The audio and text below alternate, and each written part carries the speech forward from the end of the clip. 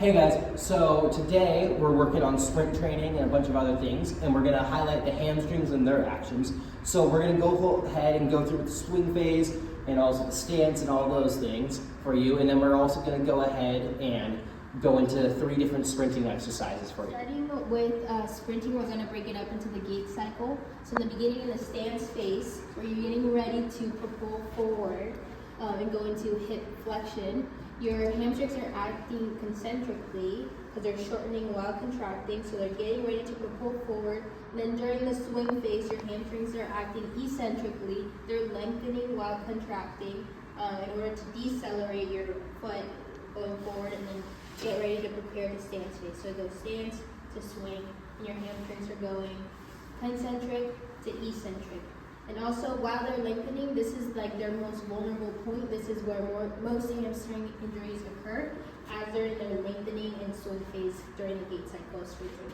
Matt can demonstrate the sprint, and notice how he goes back and forth. Okay, exercise we're gonna go through is prime times.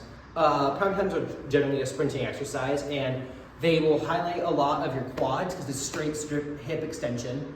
And then it's also gonna go ahead and slightly work on those hamstrings somewhat, and then also your glutes and your hip extensors due to the fact that that's what the exercise is. Some good things to remember is not to lean back. Keep your heart forward. You want to keep those legs straight and make sure you get a good ankle and foot strike with the ground so you can keep going. Now I'm going to demonstrate the exercise for you. You want to keep straight legs and you sort of go like this.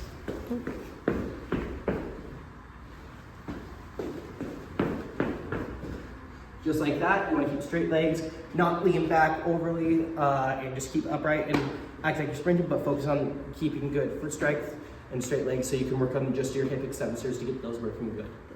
So next we have the eccentric isometric RDL. So first you want to have your feet shoulder width apart, and then you want to push your hips back and slowly go down while having your muscles engaged. And then during this you want to have a good posture, so you want your back to be straight and your eyes to be facing forwards, just like this. And then you come up again, and you can do it like this again. And then so these prevent strains these prevent strains by strengthening hamstring during lengthening position. It improves control and enhances muscles during high movements.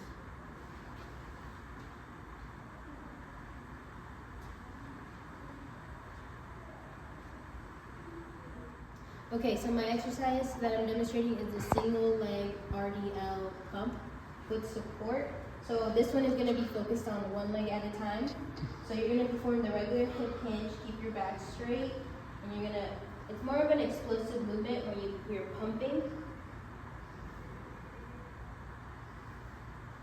And this is going to work more on the propulsion forward, and make sure you're activating your glutes by squeezing them at the top every time you pump. You're going to really feel that in your glutes, and it's going to work in helping you work on the hamstring concentric and eccentric activation while you're sprinting. You want to make sure that you're keeping your eyes forward, hip hinge, and that you're not overly pumping, because this isn't going to contract your glutes. You want to stay within a good range of motion to make sure that you're getting the most out of the exercise.